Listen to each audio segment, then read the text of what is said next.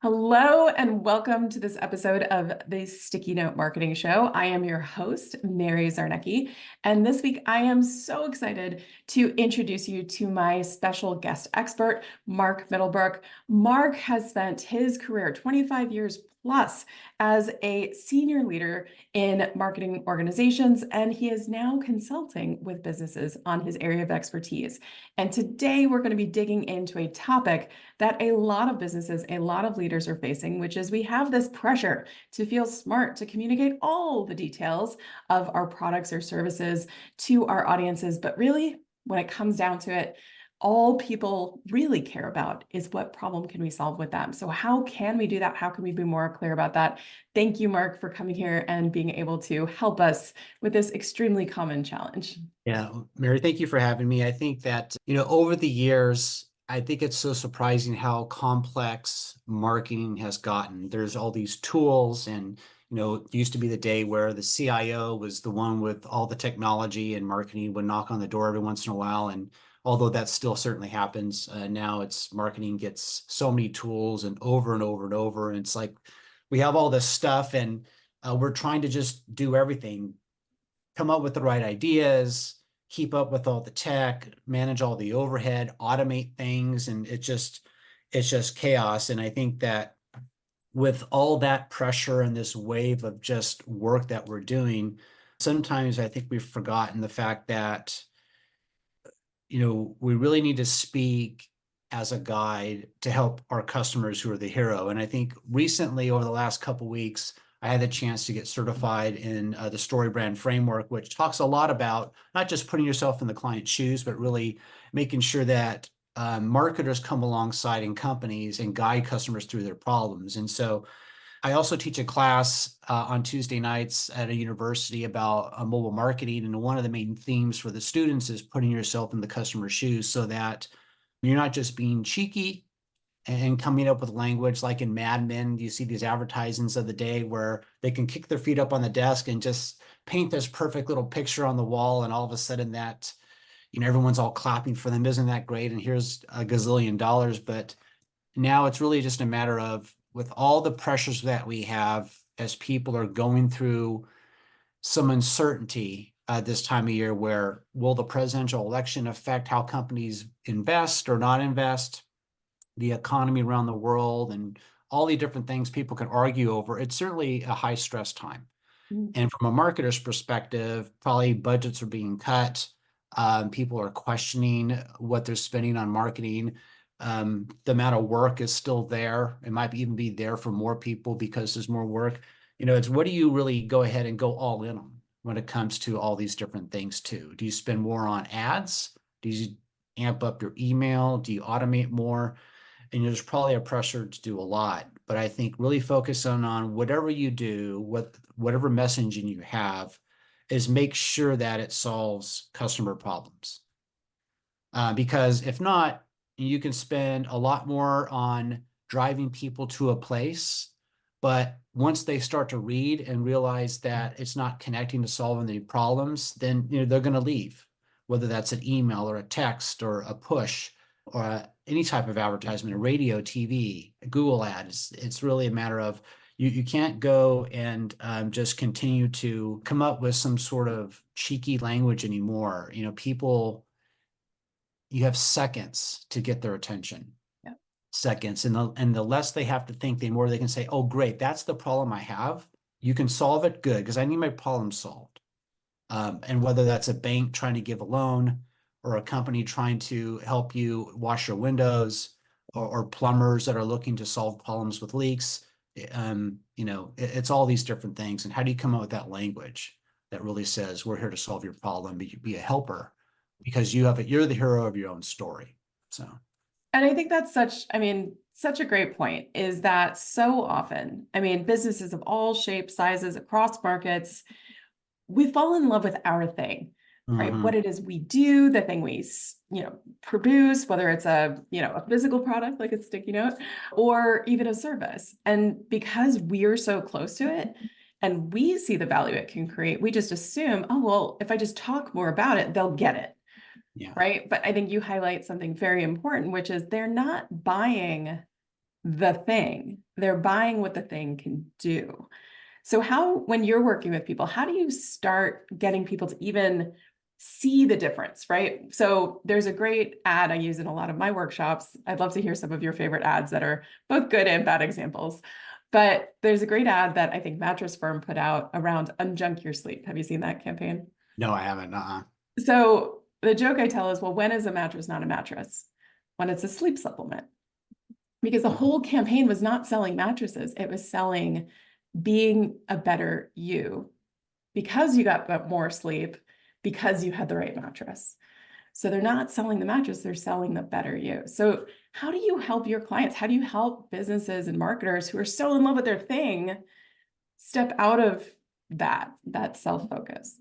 Yeah, I think we first, I talked with them about sitting back and really thinking about what problem they're solving. It might seem like very unsexy when you say that, but if I'm talking with somebody who's a plumber and they're putting something on their website that says, we have all these ratings, we have all these services, this is all the fees. It's like, yeah, those are all pretty standard things, but what problems do you solve and how do I trust you versus another plumber? And really it's a matter of getting people to speak in such a way that they bring their prospective client into their story to say, hey, look, we understand that a lot of people don't trust plumbers. But all you want to do is have the ability to have running water or the ability to flush the toilet and all these different things that kind of seem like unsexy. But yeah, that's what the people want. They want the water to work. They want the pipes, they want everything to be dry, all these sort of things. And so it's really a matter of getting into that language and say, okay, we can make sure that you can have this ability to have working plumbing so that you're not worried about leaks or you're not worried about damage and all these things and Mhm. really talk in that fashion.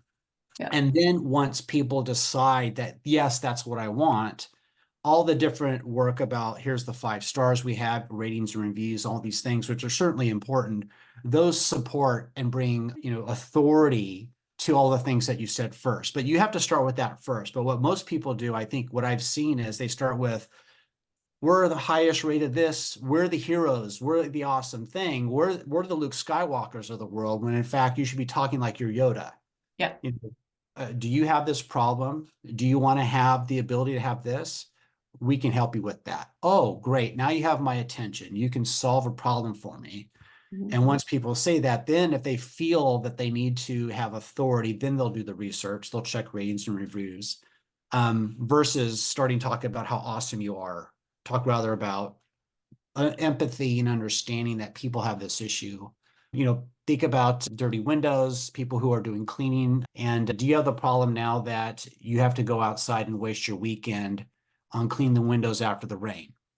you know, Let us give you back your weekends by going out and doing this for you. And so it's really a matter of weekend and time and using it versus having that weekend time back so that, you can play with your kids or whatever it is and kind of tie that together. And we come and we help you have your weekends back by cleaning your windows in that instance. So, I mean, this is how people think, right? They don't think, or it could be another message such as embarrassed that you have dirty windows because you're in a certain neighborhood where there's that sort of peer pressure, Yeah. and sort of thing. And so it's really talking in that way of solving that problem. The problem is embarrassment, or the Mhm. problem is wanting time. It's not a matter of, and to happen to be cleaning windows is the problem that you solve as a company. So Yeah, and I love what you highlight there is because really what we sell boils up to kind of those key problems, right? It's like I want belonging, or I want respect, or I want wealth or security, right? So thinking about, okay, well, what is it that I'm actually giving them? Yeah, you're giving them clean windows, but what are those clean windows giving them? right, And right. And it's really stopping and taking a pause and thinking that way. And certainly once you do this, this is what people are reading or looking at after you're certainly coming out with creative or writing emails or yeah, coming up with flyers. And so you still have to do this work, but at least um, doing that in this day and age where people are pulled in so many different ways and being just overwhelmed by communication, just this simple thing. And it's hard to be simple. I mean, one of the hardest things to do is to sit back and not feel like you have to be some sort of bizarre superstar or cheeky writer, but to say, simplicity is solving customer problems, solving member problems, and coming up with information that is that simple, and realizing how you do that with your products and services. Yeah. And sometimes just that can be the hardest thing, just that simplicity. But once you do that, then the money that you spend actually on ads might be less, because once you get people to the place, your conversion rate goes up and becomes higher too. Same with emails, same with the language people have on the phone, whether it's a call center rep or just a salesperson too. And people are resonating because they realize, oh yeah, I have that problem. Yeah. Yeah. Now, you mentioned something I think that's very poignant for a lot of people, not just today, but always, especially marketers are dealing with budget cuts or limited resources. So assuming they do get their messaging right, they've done their internal homework, what guidance would you give to people that are now struggling with the question, okay, I can't be everywhere. So how do I even choose where to be with this message? How do I bring this, okay, I'm going to be the Yoda, I'm going to step into the guide, I'm going to highlight these problems. Are you struggling with this? Great, that's exactly what we do. But where do we actually go? How do we actually get this message out there? How do you help people prioritize that? I find myself in those instances getting all the research I can, whether it's through analytics they have or even through feedback from sales people, those people talk with clients, to have them articulate, and also from the data, where are we finding we get the most bang for our buck or for the most qualified leads. So here's an example. If someone were to say to me, for us, I got to tell you, referrals is always the one that wins the most. Let's say that wins today. Then I would sit back and say, from a budget cut, a staff cut perspective, how do we center around doing more there? Can we put more gasoline of our efforts there to get more?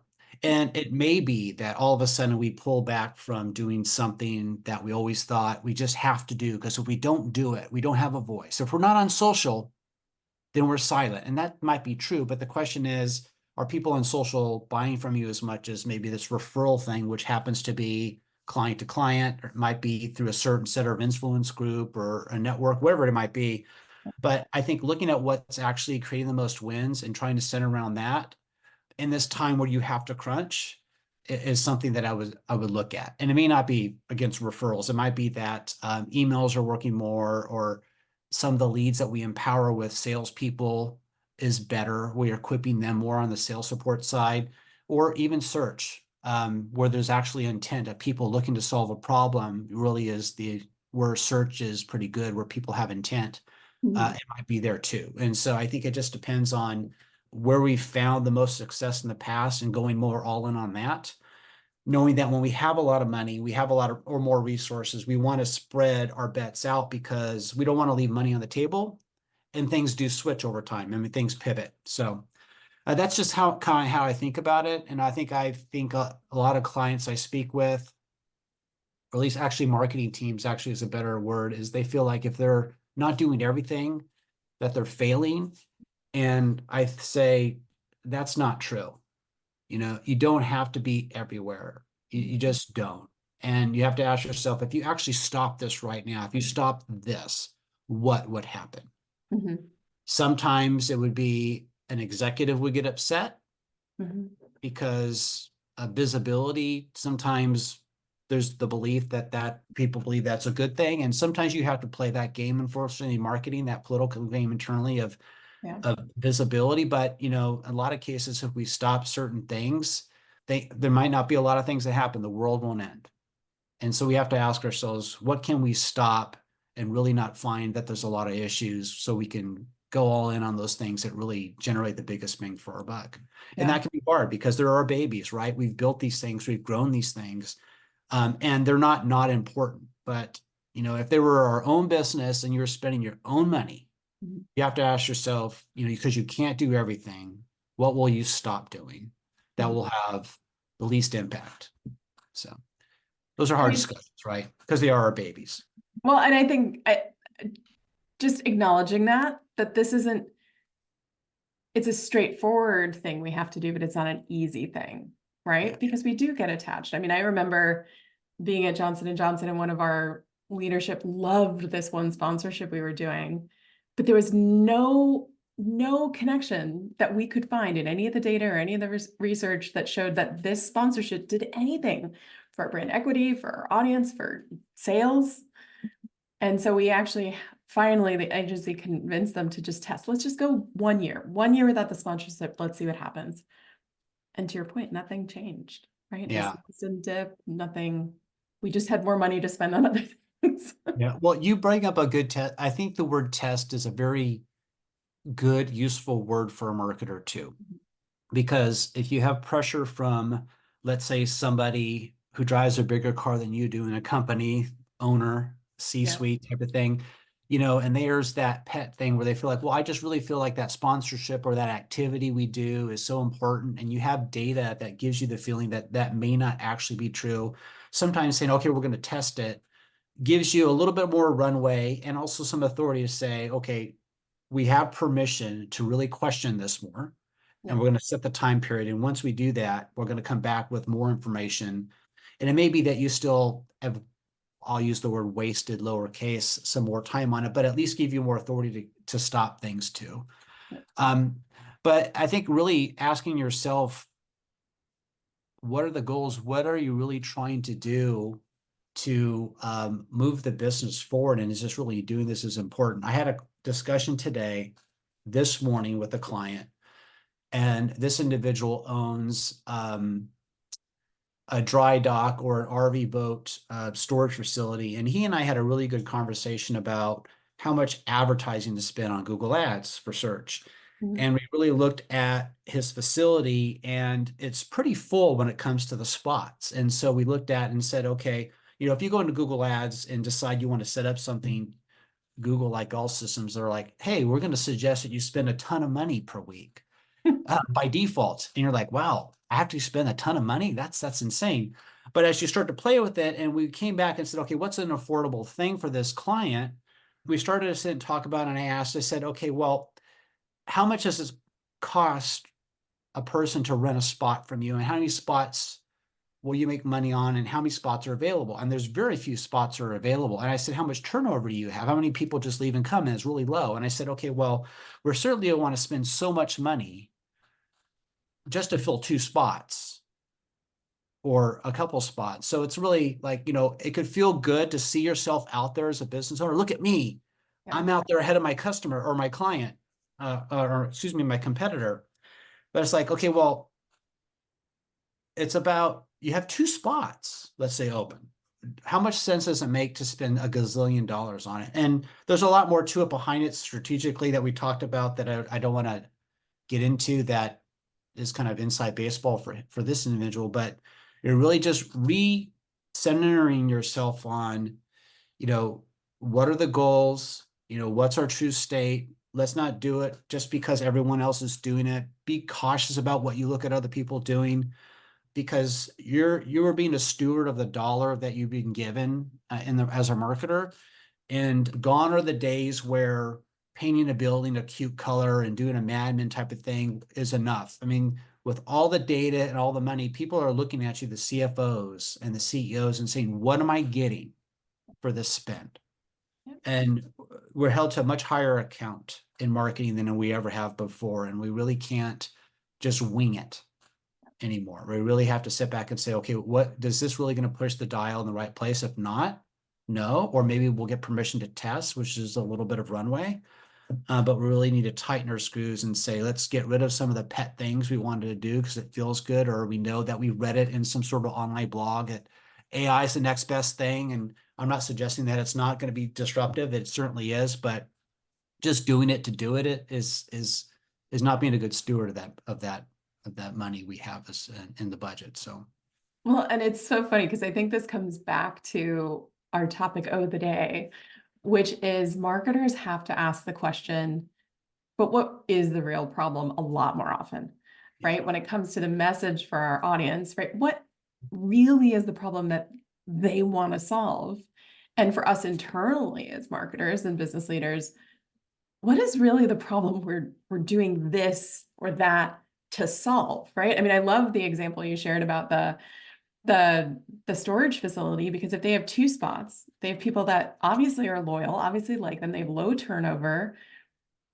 what if you just went to the people who are already buying from you and said, do you have one more person that could fill this spot, right? And Right. no ads, right? That's just No, right, exactly. That's it. It's a matter of, okay, if the goal is to do that and there's not a lot of turnover, then just because you're not doing advertising doesn't, so what? Right? yeah, It's not a matter of doing what everyone else is doing, but yeah, rather doing what the business needs, and that is yeah. full, but full use of space, et cetera. Yeah, exactly right. I love No, what you said because ego's not going to make our revenue numbers this year. yeah. But in small businesses, I can see where there's a lot of pressure and a lot of smoke and mirrors that happens. You go and network, let's say you're in part of a Rotary Club or something like that, and you hear people, yeah, I'm doing this, man. Aren't you doing this too? And it's like, oh gosh, maybe I should be doing this. It's like, no, stick to the basics. Are you solving customer problems? Are you at full capacity or doing the right thing? Then the answer is yes. And I think sometimes just asking, of all the things that we do, how does this help customers? Yeah. How does it solve things for them? I think I've spent a lot of time in financial services, and I think a lot of times and we'll sit back and say, okay, we look at the balance sheet and we look at how much loans we need and all this, and all that's true and all that analysis needs to happen. But when you sit back as a marketer and saying, hey, you know, get this loan, it's like people don't want loans. They want a dream home, right? Yes. They want the ability to have an awesome backyard. That Yeah. might be a home equity line of credit. And it's like they want to get to work with a reliable resource, so they need an auto loan for it. And a lot of times we just say, hey, auto loans at X%, and that's all we say. And yes, pricing is incredibly important, but there's a lot of work I think people have to do to realize that we're trying to help people. Yeah. And the more we can think that way too, I think the more we can focus on not wasting money on things, Mhm. but really focusing on helping people. And just to get a little nostalgic, I also like a lot of Simon Sinek's start with why things, because that kind of helps us get in the mindset of this solving customer needs, which most small businesses, all of them are certainly doing that. Yeah. Bigger corporations can do that too and should be doing that more. So Yeah. Well, and I love your background in financial services because not to pick on our financial services and insurance folks, but that is tough because we do get so in the loop of X% or this is how it works or this is, and people do want to know that, but not at the start of the story, right? At the start of the story, they want to know, do you help people like me and do you solve the problem I have? yeah. Then we'll get to the details. Right. Yeah. And yes, there's always details and everything. But you know what? I just think if we can do this better, even corporations wise, outside of marketing, I think Yeah, it'd just be better. It just would. amazing. America would be better. Yes. America would be better. So, Amazing. Well, thank you so much, Mark, for coming. Is there anything, I know everyone probably has a very full sticky note already, but is there any last small thing that people should squeeze on to the notes that they're taking on their sticky note? Any final takeaways for folks? I would say that companies should really think about what is their one-liner. What's their whether it's use the word elevator pitch or their one-liner. What's their one-liner that they would talk about that really is written and stated in such a way that's customer problem solving in nature. So again, going back to the plumber or the window cleaner type of person, it's like, you know, too many people waste their weekends doing more housework than doing more family time or something like that. We help you get your family time back by making sure that your outside of the house is beautiful and windows. And we don't have a lot of time to go into, but really that sort of thing. Yeah. We help you give your time back. We help you give your family time back. We help you be proud of things, all this sort of stuff. But think about that one liner versus we're the best plumbers in the world, we're the best cleaners in the world, that sort of thing. That will always be part of something people need, but really start with that. Think about that one liner, really work on how do you write a single sentence or two that really fits that. I think that would be a great homework assignment for people to really noodle on. And certainly they can reach out to me if they want help with that. Fantastic. So for all of you guys watching and listening, draft out that one-liner, reach out to Mark if you want his expert eyes on your draft and some expert advice on how to make that more powerful and compelling. Yeah, I'd be happy to help with people. That's great. And thanks for having me. I really appreciate it. No, absolutely. Excited to have you here as our guest expert. For those of you guys listening and watching, you have a very full sticky note with some great tips here today, especially that one-liner homework. But if this also stirred up other questions for you and you want to reach out to Mark, what is the best way for people to find you, learn more about you, and get in touch? Yeah, they can certainly find me on LinkedIn, Mark Middlebrook. Just search for Mark Middlebrook. I should prop up pretty quickly and just connect with me. Happy to accept your connection request. They can also go to my website, bettermarketingteams.com, and reach out to me there. And happy to set up a 20-minute call. We can even go through a free one-liner sort of discussion and see if that's helpful for people. Amazing. Amazing. Well, you guys definitely need to take Mark up on that one-liner audit. I've heard way too many bad one-liners. So definitely. Well, I appreciate everything you do, Mark. We'll definitely include all of your links wherever you're watching or listening to this. You'll have access to get in touch with Mark. So thanks again, Mark, for being our guest expert today. Okay, thanks, guys. Have a great week. Terrific. All right. Well, thank you all for joining us for this episode of Sticky Note Marketing, how to put your customer, your client, your buyer back in that hero seat. And we step out of that role and actually get clear on how we're solving people's problems. So thank you all. Look forward to seeing you on the next episode of Sticky Note Marketing. Bye now.